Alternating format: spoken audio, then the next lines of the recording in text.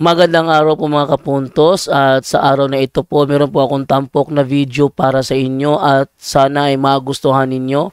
Kaya sa mga bago pa po sa aming channel, please po don't forget to hit the subscribe button at ang notification bell para maging notified kayo sa bawat video na ilalabas ko sa channel na ito. At bilang kahilingan po ng punto por punto team at naway maintindihan po ninyo, sana po wag nyo pong i-skip yung mga ads sa aming mga video. Sa maliit na bagay na po na yan, malaking tulong po yan sa ating programa at sa ating ministry. Sana po maunawaan po ninyo. Maraming salamat po, kaya wag na po natin patagalin. Simulan na po natin.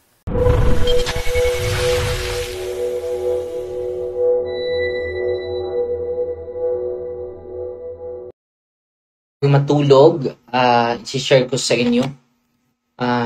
Bago ako i-share itong demonology today, ni Father Sikia po ito. Okay? Ang ganda po ng ating i-discuss ngayon, pero babasahin ko muna ang Ebanghelyo para bukas po. Ang ganda, no? Kung makadaan kayo, ito po pandasal. Maganda po ito. 4 po ito na volume po. Good for 1 year. Sana po ay makabili po kayo nito para mag-guided yung araw-araw natin sa salita ng Diyos. So, kompleto po. First reading, second reading, Psalm. Bukas po ay fiesta po ni Saint Basil the Great and Gregory Nazianzen, bishops and doctors of the church. So, mag-search ako mamaya sa mga sayings nila at sa buhay nila. So, kanina natapos kami sa Rosario, Bible study kami, and after that, nagkantahan. Okay?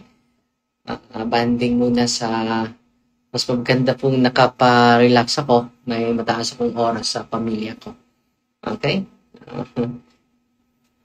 So, ito yung gospel. The gospel is taken from Saint John. Glory to you, Lord. This is the testimony of John. When the Jews from Jerusalem sent priests and Levites to him to ask him, "Who are you?" He admitted and did not deny it, but admitted, "I am not the Messiah." So they asked him, "What are you then? Are you Elijah?" And he said, "I am not." "Are you the prophet?" He answered, "No." So they said to him, "Who are you?" So we can give an answer to those who sent us. "What do you have to say for yourself?" He said, "I am the voice of one crying out in the desert, 'Make straight the way of the Lord,' as Isaiah the prophet said." Some Pharisees were also sent. They asked him, "Why then do you baptize, if you are not the Christ or Elijah or the prophet?" John answered them, "I baptize with water. But there is one among you whom you do not recognize, the one who is coming after me, whose sandals craft I am not worthy to untie." This happened in Bethany, across the Jordan, where John was baptizing. The Gospel of the Lord. Praise to you, Lord Jesus Christ. So, hindi lang ako mag-share sa Gospel, ha? So, itong bukas, mag-misa ako dito sa private mass ko lang, dito sa, private mass ko lang dito sa bahay ko. Naglakaw ko nimo karon, Father, nang dagong tao dahil naglakaw naman. Salamat sa laging pagsubaybay. So, maganda yung i-share ko sa inyo ngayon, Demonology Today. So, nandito ito sa ka-Father Sikia na aklat. I-share ko sa inyo, page 45. Demonology Today. Kinuquote niya si Saint John Chrysostom. We preach this, sabi ni Saint John Chrysostom, We preach this, it is all about demon, not because our discourse about the devil is sweet to us, but because the doctrine about him is full of security for you. Ang sabi niya is full of security for you. Kung pag-uusapan natin yung demonyo, lalo na yung kaaway natin, lalo tayo titibay. No? At it is, about him is full of security for you. Sino nagsabi nito? Saint John Chrysostom. So, hindi totoo na lagi lang tayo uusap patungkol sa demonyo. Himalayan. Hindi po yan totoo. Saint John Chrysostom says, we preach this, that because our discourse about the devil is sweet to us, parang nasarapan kami. Hindi yan totoo. No? But because the doctrine about him, the demon, is full of security for you. Saint John, santo na po ito. Saint John Chrysostom. At punta naman tayo sa moderno na papa natin, si Pope Francis. Ito po ay homily niya sa Saturday, April 12, 2013. He said, "Some of you might say, but Father, how old-fashioned you are to speak about the devil in the 21st century. Old-fashioned ka na. Father, no? Father, na I need og pare sa Valencia karon kaso walay makita nga pare. No? So, nandiyan naman sila si, ano ngayon? Merkules, nandiyan naman sila si Father Romeo at si Father Efren, ang nasamahan ko. Old-fashioned na yan, Father. Lagi kang nagsasalita, nag-preach about demon. Bakit pinahalagahan ng mga demonyo? Yan sabi sa mga liberal na mga theologian. Okay? So, anong sabi ni Pope Francis? But look out, because the devil is present. Look out, the devil is present. The devil is here.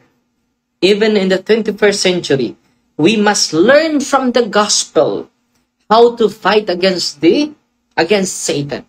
So, malinaw na malinaw yan. Sinasabi niya ni Pope Francis sa April 12, Saturday, 2014. Kinuquote po ni Father Sikheya. Here in the Philippines, evil has affected society. Hindi natin itong corruption, it is because of the devil, because of sin. Behind of the sin is evil, no? As have never been before, and the priests, religious, the devoted lay Catholics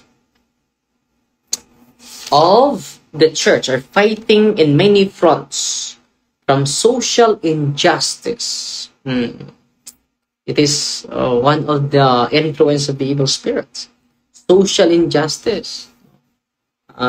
Ngayon ay bago ako na hospital, di ba? Ang laking nabayad natin sa hospital, 132,000. Just imagine in a day, 122,000. And then, buti lang tayo dahil meron tayong tutulong. No? Meron ding diocese tutulong sa atin. Meron ding mga kaibigan tutulong, di ba? So ngayon mga kapatid, kumusta naman yung mga ordinaryong tao? Meron ba tayong social justice? Wala. Kung sila magkasakit, ano kung sila magkasakit, mga kapatid? So kaya nga, hinihikayat ko yung mga parokyano ko, no to vote buying. Ang hihingi natin is good governance. Good, clean election, clean governance. Honest election, honest governance po. Yan po. Yan po ang starting point. There's no social justice. Vote buying is injustice.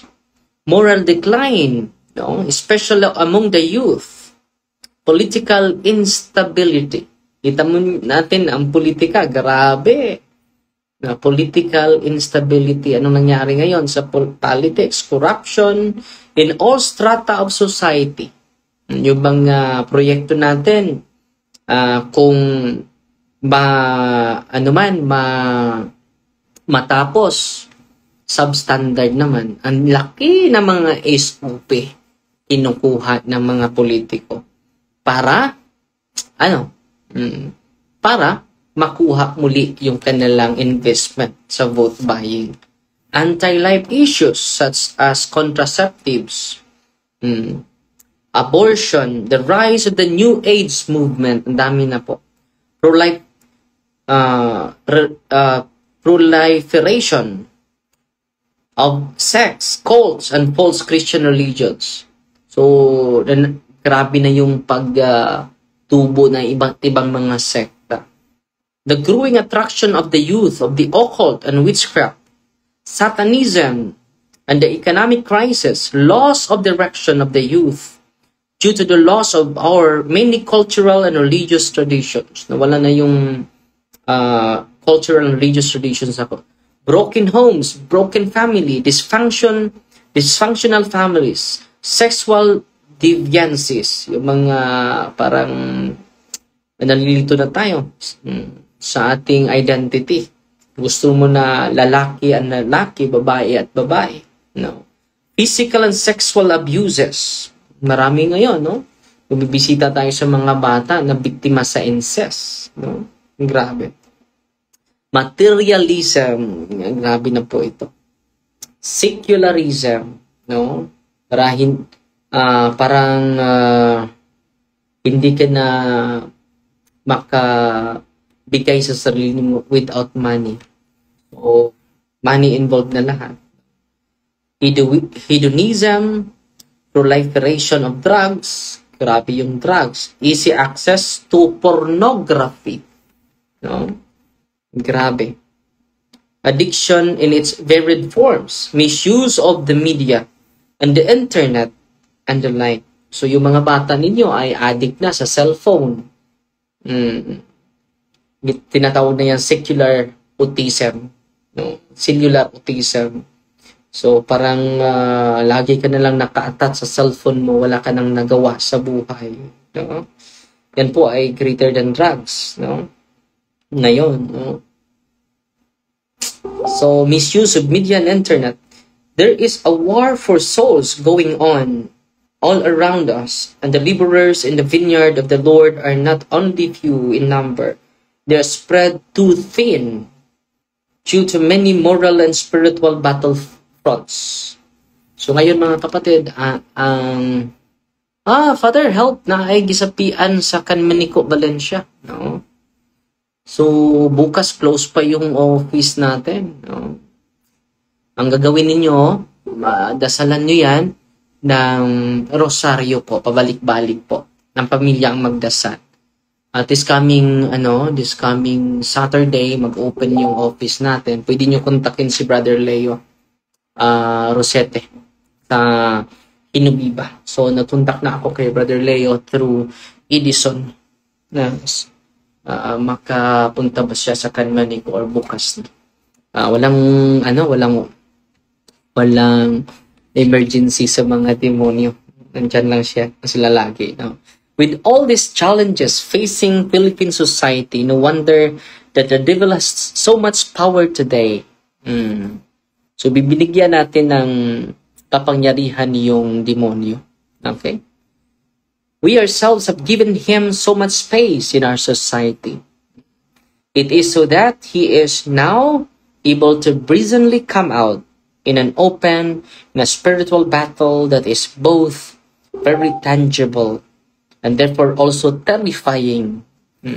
We find ourselves in a battle that can be compared to the situation during the early church, wherein extraordinary demonic activity was a common experience that exorcists, both lay and priests, abounded.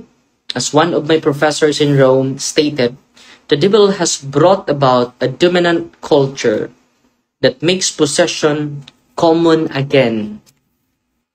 Malinaw naman yan. Common again. what precisely has given the devil and his minions this tremendous power today, which makes him so bold.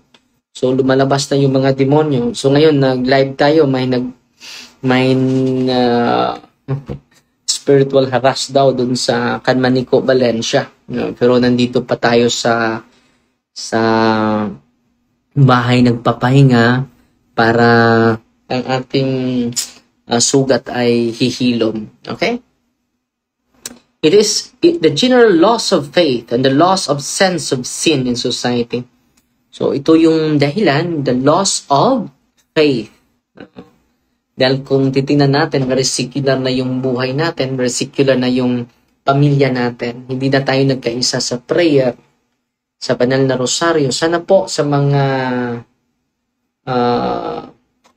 good evening, Dre. Anong masasabi mo sa famous na manghuhula na si J. Cortura, Dre? At gumamit din siya ng rosary sa kanyang panghuhula at casting the evil spirit, Dre. Yun lang po. Si Christian J. Unang-una, kapatid, na kailangan membro siya sa team, no, diocese nila. Kapag wala, delikado po yan ang ginagawa niya. Nakita ko po siya na napasukan. Hindi talaga pinalabas, no? Inaalayan niya. Padugo, yung mga dasal, ginagamit na yung rosary to deceive. Satan will use the sacramentals also to deceive us. As long as we have no proper understanding, naging pamahiin na yung mga sacramentals kapag walang proper theology or proper comprehension sa theology at sa doktrina ng simbahan, kapatid. Huwag kayong pupunta sa mga katulad niyan, ha? Dahil delikado po yan. It is the doorway of the evil spirit po. Okay?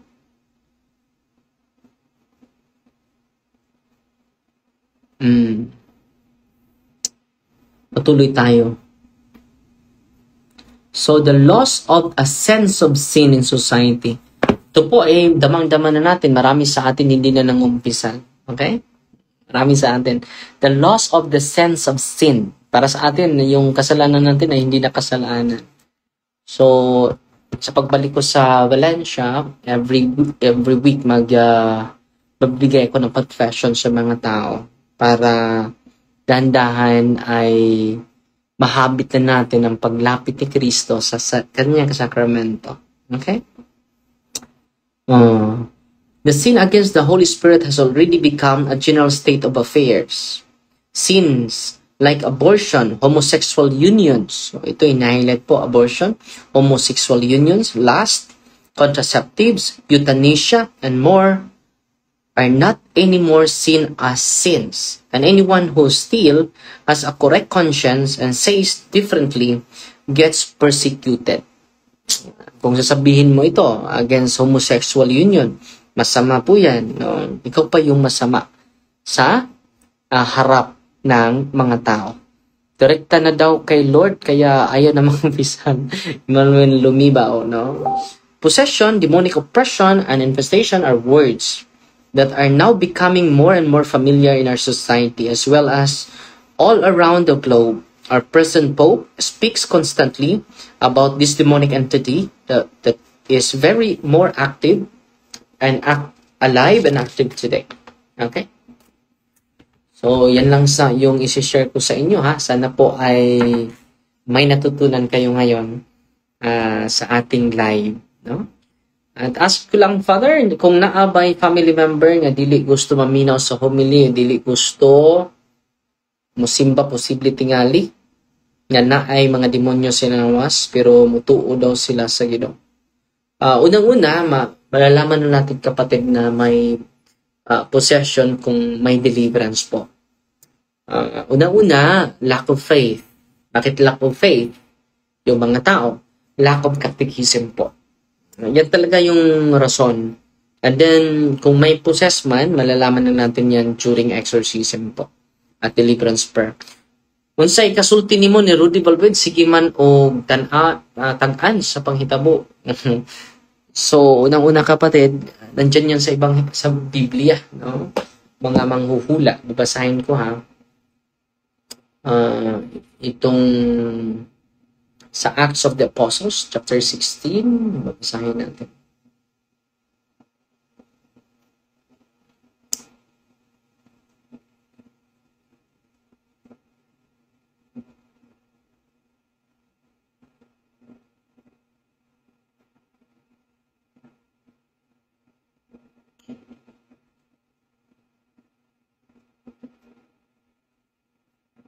So, chapter 16, verse 16. Paul and Silas in prison. Nabilanggo sila si Paul dahil sa manghuhula. Once we were going to the place of prayer, we were met by a female slave who had a spirit by which she predicted the future. Manghuhula. No? She earned a great deal of money for her owners by fortune telling. Manghuhula, di ba? She followed Paul and the rest of us, shouting, "These men are servants of the Most High God, who are telling you the way to be saved." She kept this up for many days. So, grabe nag-appreciate nga siya ni Paul at ni Silas. Na-appreciate niya si Paul, si Silas. Hindi niya inaaway, hindi siya nagsasalita ng masama ni Paul. Finally, Paul became so annoyed that he turned around and said to the spirit, "In the name of Jesus Christ, I command you to come out of her." At that moment, the spirit left her. When her owners realized, it is the evil spirits, when her owners realized that their hope of making money was gone, they seized Paul and Silas and dragged them into the marketplace to face the authorities.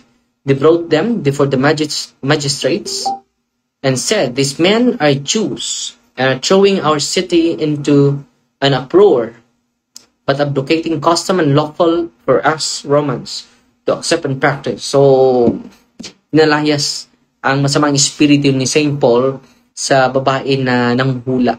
So, hindi po yan sa Diyos. Basa natin yan sa Acts of the Apostles chapter 16 verse 16 po. Okay?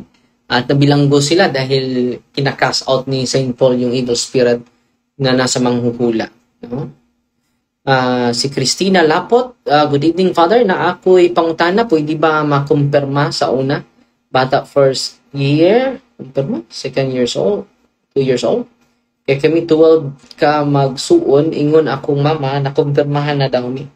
Unyang uban ako isuon, pag minyo nila, nakakuha sila o confirmation certificate pa. So niya, ang akong pagkasal ako, wala ko nakakuha. Giingnan ako nila pakuhaon. So, ang yung confirmation is age of reason po. Hindi po yun pwede sa mga bata. Kailangan mga 9 or 10 yung confirmation po. Kailangan conscious ka po. So, hindi po pwede kumpirmahan yung bata. Happy New Year, Father. Patuloy po sa health recovery. Thank you sa gabay ninyo sa amin at walang sawa na pagtuturo about spiritual warfare. Emmanuel Lumibaw. Si John Leorens Ninyeza. Si Nord Bachelor. Nanood sa atin ngayon. Si Mary Chris Perez. Nanood din sa atin ngayon. Salamat po. Salamat na lang tayo sa star senders natin. Si Maria Carmen Dave, nagpadala ng 100 stars. Si Joy Alfanta Fernandez, 100 stars. Si Loredel T. Concorpos, 100 stars. Si King King, 100 stars. Salamat po sa inyong generosity po.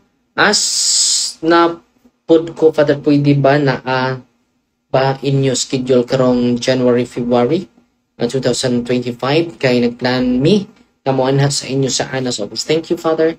So, meron. January 4 po tayo mag-open. Ask ko, Father, if affected ba ang usa ka newly recovered nga na-possess nga muduol sa iyang mga first degree cousin nga walay sacrament sa marriage? Unang-una, mga kapatid, yung possession is hindi ginusto ng tao yun, no? And then kapag hindi tayo lumapit sa sacrament, maging affected po tayo sa, hindi lang sa mga naposes, kundi sa demonyo talaga. So, we need sacrament talaga to protect ourselves, to purify ourselves, and to sanctify ourselves. No?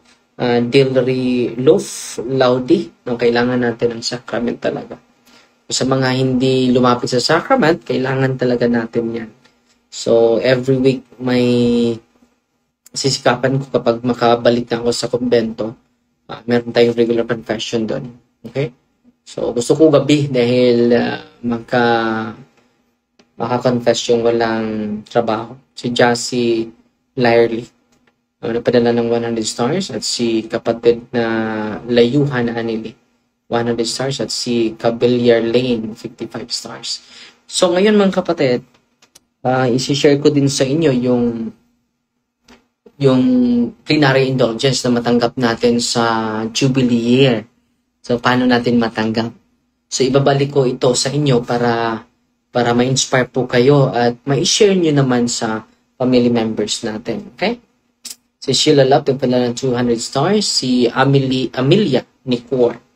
Si LB Rector is watching. Si Ronald Bayuhot de la Rosa. Good evening, Father. Watching from Bicol, Naga City. Si Ems Agsbay. Good evening, Father. Happy New Year. Si GC Apian.